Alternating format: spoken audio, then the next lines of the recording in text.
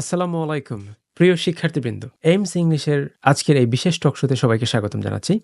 This is Dinaj, an ESL teacher from AIMS English, and I have a very special guest here. আমার সাথে আছেন আমার সবার প্রিয় মোহাম্মদ নাজমুল আমিন স্যার, যিনি এইমস ইংলিশে বর্তমানে একজন আইএলস ইনস্ট্রাক্টর হিসেবে শিক্ষকতা করছেন।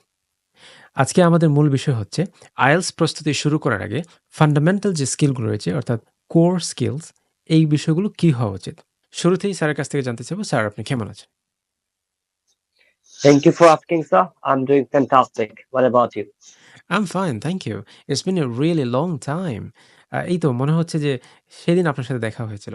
আইএলস প্রস্তুতি শুরু করার আগে একজন শিক্ষার্থী কি করণীয় এবং কি বর্জনীয়, এই বিষয়ে যদি স্যার আমাদেরকে একটু বলতেন। Thank you, sir, for giving me such an amazing question. আমাদের সবার মাথায় আইএলস এর চিন্তা আসে, দ্যাটস ট্রু।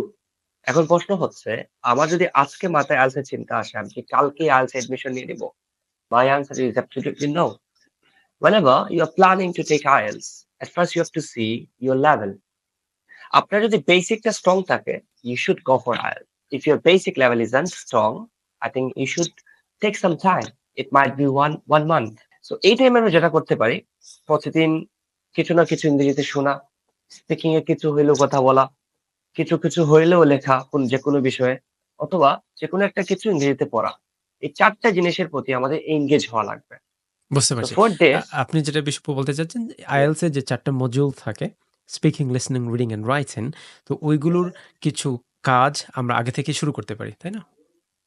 yeah. আচ্ছা, আরেকটু যদি খোলাসা করে বলতেন, ফর এক্সাম্পল যদি আমরা এখন স্পিকিং এর কথাই ধরি, আমাদের যারা স্টুডেন্ট আছেন সবার কথার সুবিধা বোঝার সুবিধার্থে যদি এটা বলতেন, স্পেসিফিকলি আমার যদি স্পিকিং শুরু করতে হয়, আইএলটিএস স্পিকিং ভালো করতে হয়, তাহলে কোথা থেকে শুরু করব? I think আপনি আপনার রুম থেকে শুরু করেন। বাহ! Every good. journey, sometimes your journey should start from your room. Close your door then if you have, fear about your family. Close your door, speak about anything. আপনি আপনার room নিয়ে কথা বলেন। আপনি আপনার ব্যালকনি নিয়ে কথা বলেন। আপনার রুমের মধ্যে কম্পিউটার আছে, এটা নিয়ে কথা বলেন। মানে বেসিক টপিকের উপরে আপনি কথা বলার স্কিলটা বাড়ান। আস্তে, আস্তে আপনি একটু আপনার টপিকে ডিফিকাল্টি বাড়াবেন। বুঝতে পারছি।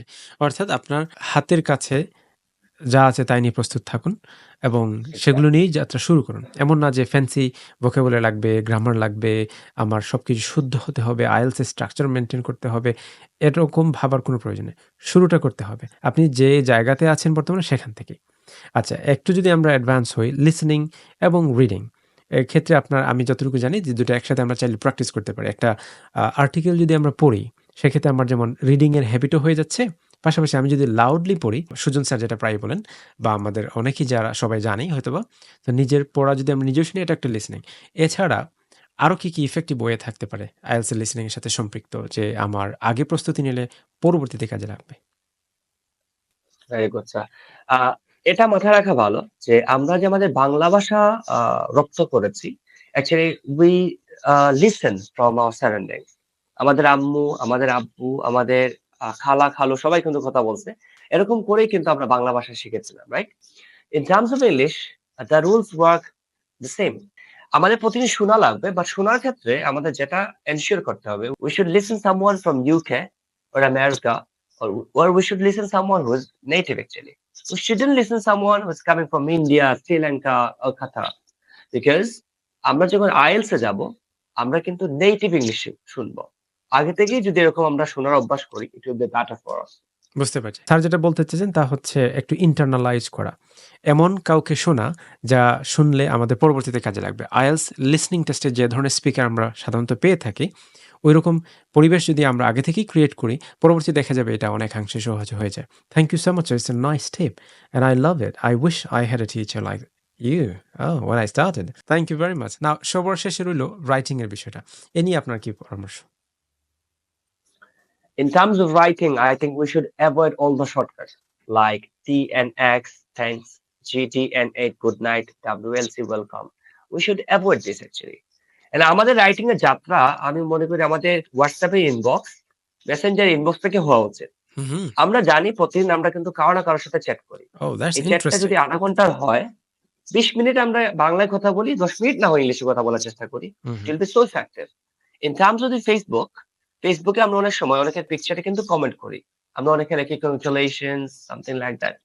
So we should try to use one sentence or two sentences there. These little attempts will make a bigger impact in the following years. So this is how we can start writing. Oh, by the way, we can practice at our notes. আমাদের মোবাইলে একটা notes থাকে। প্রতিদিন যদি আমরা এই নোটের মধ্যে যেকোনো সহজ টপিকে একটু লেখালেখির চেষ্টা করি। ফর এক্সাম্পল আমাদের আম্মু, আমাদের মোবাইল ফোন, আমাদের ফেভারিট রেস্টুরেন্ট ৫টা ১০টা সেন্টেন্স যদি এবার প্রতিদিন লেখার হ্যাবিট করা যায়, it will be so beneficial for us. বুঝতে পারছি। আপনার কথার সারমর্ম হচ্ছে এটা যে আমাদের হাতের কাছে কিন্তু টুলস আছে। এমন না যে স্টাডি রুমে যেতে হবে, খাতা কলম নিয়ে নোট করতে হবে বা লিখতে হবে এরকম অজুহাত দেওয়ার কিন্তু আর সুযোগ নেই। চমৎকার! I love it! হাতের কাছেই মোবাইল আছে। ইচ্ছাটা থাকা যথেষ্ট।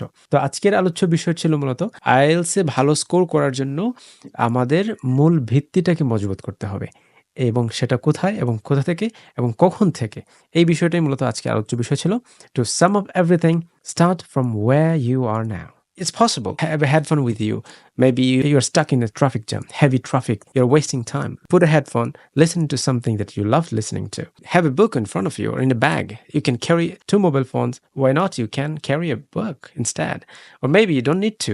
If you have devices, you can read online. It's possible. That's what the bottom line is. And I mean, where there is a will, there is a way. Thank you, sir. Definitely. এই সবকিছুকে মাথায় রেখে শিক্ষার্থীদের জন্য আপনার সর্বশেষ পরামর্শ কি? For them actually, I have 3 P: passion, patience and practice. আপনার যে প্যাশন আছে ইংলিশের প্রতি, ইংরেজি ভাষার প্রতি, এটা আগে বিশ্বাস করেন। Then work on it actually. ধৈর্য ধরেন। Be patient.